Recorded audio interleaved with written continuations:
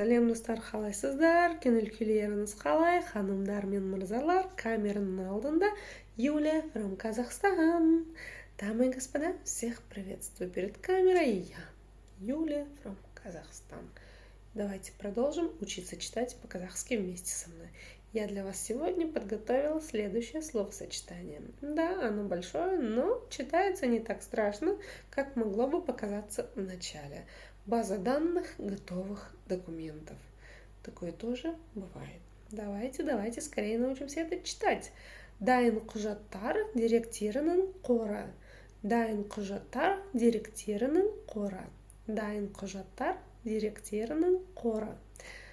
Первое слово. Слово да, дай, ын. И смотрите, здесь есть и краткая, и буква «ы». И вот ни одной буковки не надо потерять. Да? Пробуем прочитать. Дайын.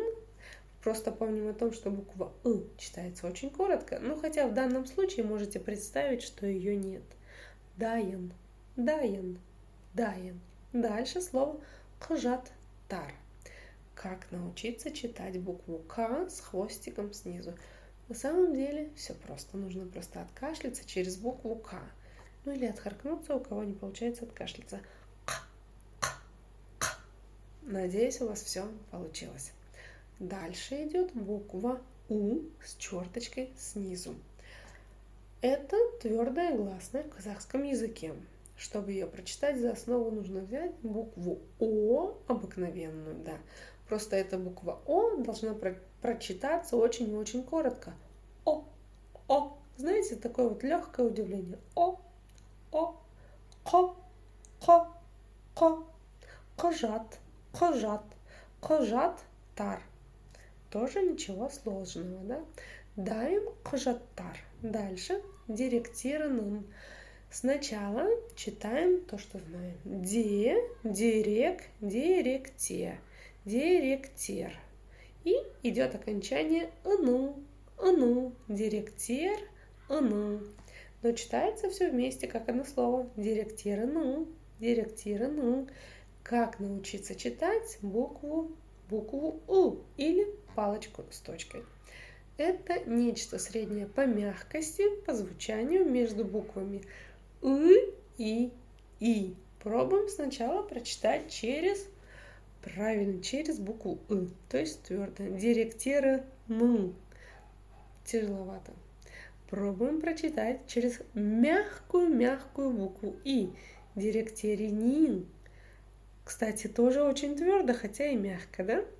А вот палочка с точкой, вот та самая средняя мягкость, чтобы было не приторно, которая нам и необходима, когда мы видим ту самую палочку с точкой. Деректерину.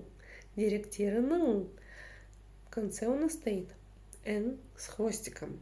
Чтобы ее научиться читать, сначала произносим обычную букву «н» и замечаем, что упираемся языком в верхние зубы. Затем этим языком во рту мы тянемся к верхнему небу, произнося всю ту же обычную букву «н». И в момент, когда мы не дотягиваемся кончиком языка до верхнего неба, произнося обычную букву «н», у нас и случается магия, и мы произносим тот самый дифтонг английского языка, когда мы видим написанную букву «н» и букву «g» вместе, ну, например, в слове English. Просто я остальные слова не помню. English, да? Деректерину. Затем идет слово «кора». Снова откашлялись или отхаркнулись через букву «к», и дальше все по алфавиту. Ничего не меняется, да? Деректерінің қора.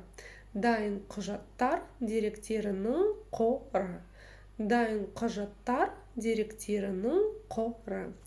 Дамы и господа, с вами была Юлия from Казахстан, которая научила вас сегодня читать еще одно словосочетание на казахском языке.